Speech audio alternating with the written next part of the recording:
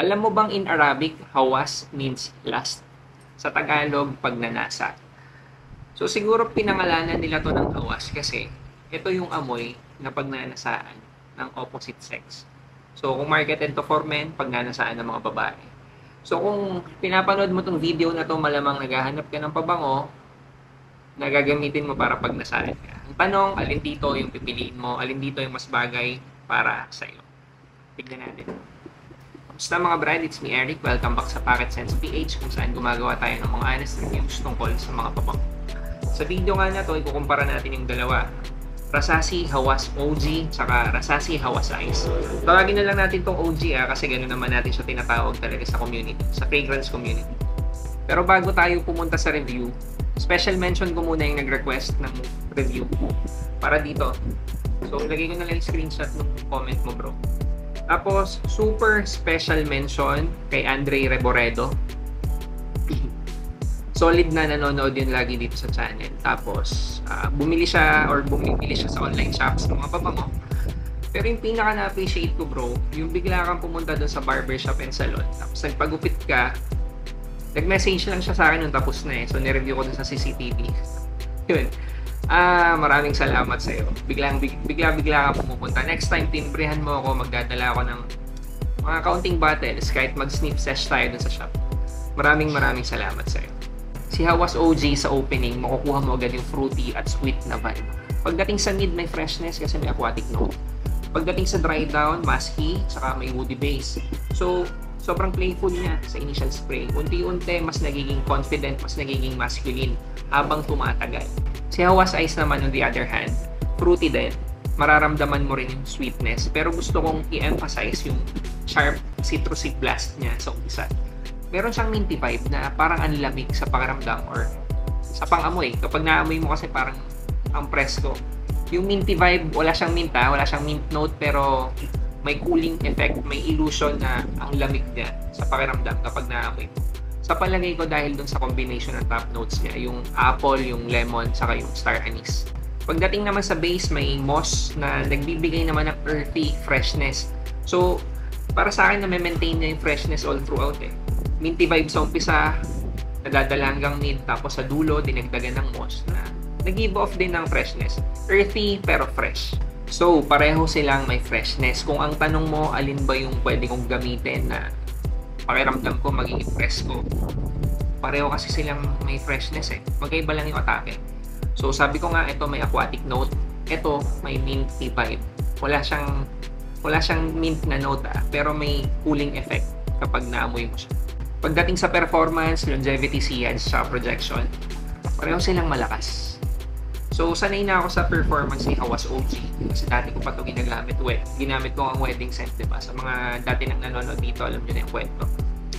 So, si Hawas Ice, ganun din. Performer din. So, very good kay Rasasi sa paglabas ng flanker na hindi niya pinahiya yung OG.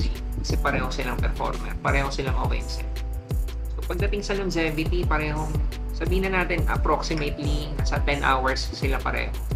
More or less. Pero, more often than not, lumalagpas eh. Lalo sa damit. Siguro bibigyan ko lang ng plus points si Hawas Ice. Lamang siya ng kaunti para sa akin. Mahirap i-pinpoint kung ilang oras kasi siguro kung sinabi ko man na lamang siya, konti lang talaga. Kumbaga parang negligible na, hindi na yun parang sobrang laking factor para piliin ko to over dito. Ina-emphasize ko lang na para sa akin konti lang yung pagkakaiba nila when it comes to performance. Pareho silang performer. Pagdating sa projection, mga 2 to 3 hours, pareho. Siguro plus points lang doon kaya Hawas Ice. May minty vibe kasi siya eh, na feeling ko nagbibigay ng another illusion na ang lakas-lakas niya mag-project. Lalo na sa opening. So, yun. Pero feeling ko pareho talaga silang very good sa projection. 2 to 3 hours. Again, i-emphasize ko lang na binigyan ko lang ng plus points because of the minty vibe na baka nagbibigay ng additional illusion na mas malakas siya mag-project. Pagdating sa sillage, Since Invictus, Invictus DNA, gusto kong tawagin na nga Hawas DNA kasi mas gamit ko naman to kaysa doon sa Invictus. Actually, wala nga akong full bottle ng Invictus. Pero may decant ako.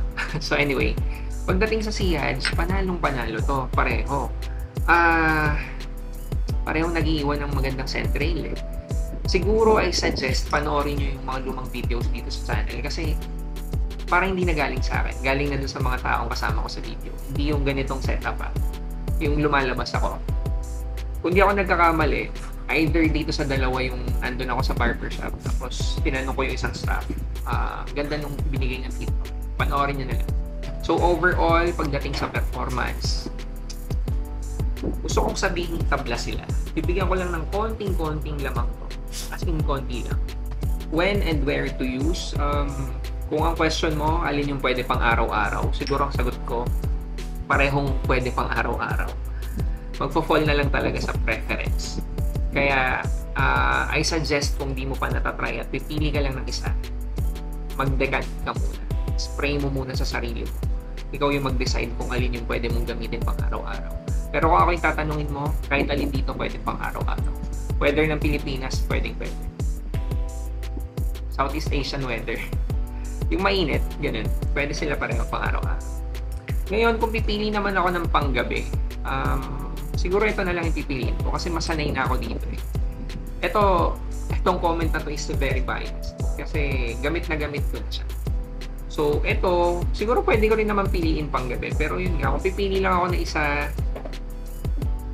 ito talaga yung mas pipiliin ko. Personal preference. Age suitability, dati sinasabi ko nung wala pa si Hawas Ice. Si Hawas OG, pwedeng gamitin na ng mga teenager pataas. Pero ngayon na may option ka na, or may options na tayo, siguro si Hawas Ice na lang yung recommend ko pang teenagers. Parang feeling ko mas bagay siya doon, yung mas youthful. Pareho silang malandi. Pareho silang flirty, pareho silang playful. Pero siguro mas bagay ito sa teenagers. Teenagers pataas. Walang limit. Ito siguro i-set ko na lang ng 20s pataas. Pero kung wala ka nito, pwede mo pa rin gamitin to, teenager ka. Parang nagiging specific lang ako dito dahil may options na nga tayo ngayon. So, final verdict. Parehong pwedeng pang daily, parehong pwedeng pang party. Party fragrance kung okay, maiksi lang. Pag sinabi kong party fragrance, ito yung mga tipo ng pabango na ini-produce yung sarili pagpasok sa venue. Malakas in terms of performance. Yung scent, yung head turner, usually mga matatamis yun. So pareho silang pasok doon, pero pareho rin silang pasok na pang daily. Pang office, pwede rin naman, basta be careful lang sa dami ng sprays. Kung pang school, sige na nga, kahit alin dito pwede, pero lamang to kung pang school kasi mas pang bata. Kung ako tatanungin mo kung alin ang pipiliin ko, kung pipili lang ako ng isa, ito pa rin yung sasagot ko. Hawas OG pa rin ako, personal preference. Hindi ko sinasabing better ito kasi sa Hawas Ice. Siguro lamang lang yung attached na experiences tsaka emotions ko dito. Ito yung mas binibigyan ko ng or mas pinipili. Ngayon, kung ikaw yung pipili ng isa lang, mag-decant ka muna kasi mahirap talaga. Siguro kahit anong words yung gamitin ko sa pag-review, magfo-fall pa rin talaga sa preference. Parehong solid eh. Yung scent DNA, parehong nandun. Pag naamoy mo, maintindihan mo yung sinasabi ko. Similar or same scent DNA sila, pero kapag naamoy mo rin, maniniwala ka rin sa akin at mag-agree ka sa akin na may mga pagkakaiba sila. Minsan kasi yung mga pagkakaiba niya or yung mga nuances, sa ibang tao kasi malaki kagad yung impact. Siguro may mga tao na kapag naamoy ito, pwede na pumili kahit ano yan, kahit alin dyan, pareho naman yung amoy. Pero may mga kilala kasi ako mga tao na picky dun sa maliliit na pagkakaiba. So, I suggest kung hindi mo pa sila naamoy at pili ka lang ng isa, decant ka muna, netong pa rin. Ngayon, kung may napili ka na isa dito sa dalawa, ang sure lang ako, kahit alin dito yung piliin mo, panalo ka pa rin. Kasi parehong champion to eh.